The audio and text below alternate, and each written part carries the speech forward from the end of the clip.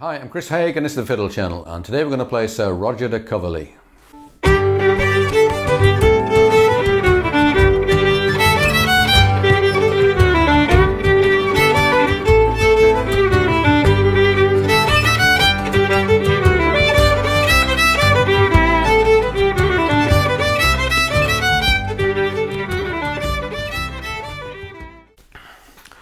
Sir Roger de Coverley is an interesting old English tune.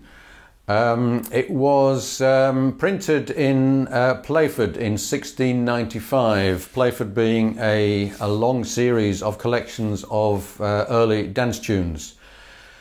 So the tune, I believe, precedes the words that were given to it, and two writers, Sir Richard Steele and Joseph Addison, created a fictional character based on the title of this tune, Sir Roger de Coverley, in the magazine The Spectator, which you may or may not know is still running. They did this in 1711, and they described him as a gentleman of Worcestershire, jolly and benevolent.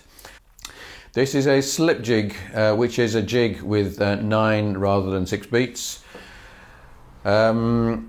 The tune was mentioned, in fact, in Dickens's A Christmas Carol, where it was played, I think, and it appears in the film, the old film of this. You can see a fiddler in the background playing this tune. And also mentioned by George Eliot in Silas Marner from 1861. So it's a tune with a great pedigree. I'm going to show you the basic tune, a few ideas for bowing, and a few ideas for variation. So the rhythm is yak-a-dak-da-down, 1, 2, 3, like that. 1, 2, 3.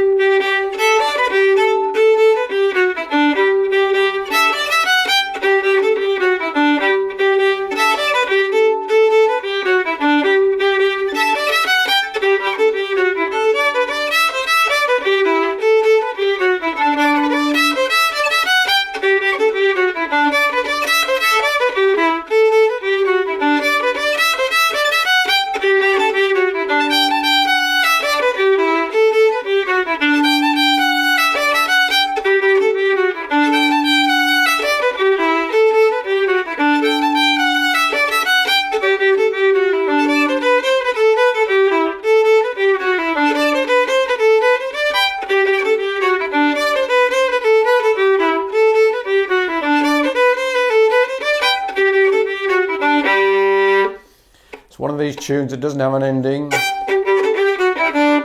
so I think it's a good idea right at the end to put in a G chord.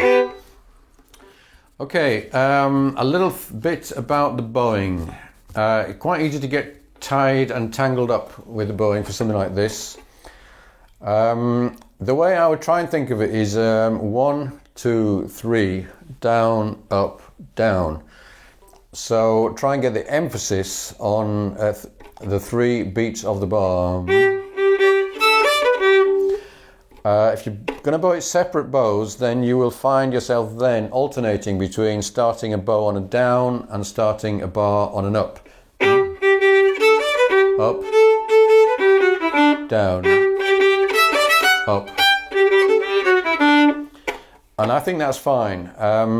There's nothing wrong with starting a bar on an up if you have a reason. And you've got a good reason here. If you prefer to start everything on a down, then I would put a slur in at the end of each bar. So slur the last 2 maybe.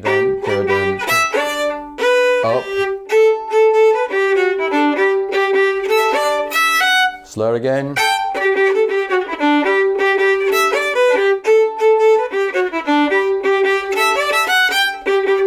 Like that. So you can do that really how you like, but I would try and keep that down, that accent going.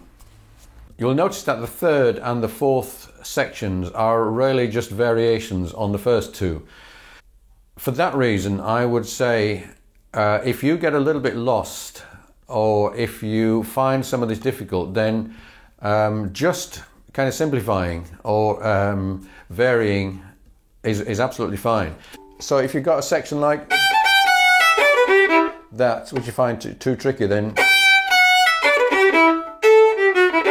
Just do that, or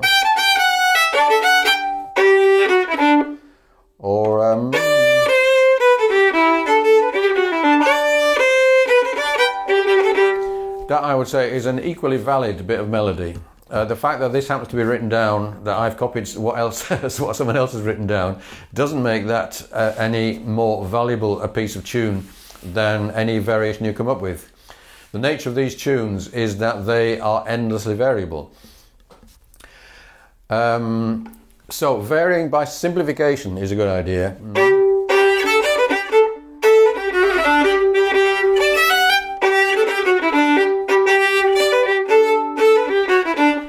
That is a simpler version of the melody, and you don't have to add stuff to vary. Taking stuff away is just as good. There's a nice little rhythmic variation you can do.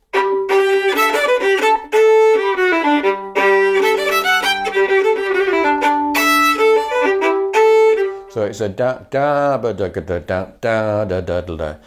You just do that occasionally. You wouldn't want to do it too much, but that gives you an idea. Okay, so hope you found this useful and interesting. I will send you a copy of the PDF if you subscribe to the channel and email me. And you can get hold of all my PDFs on my Patreon page if you join me there. I'll play you out with the tune with some variations. Thanks for watching. See you again soon. 1, 2, 3.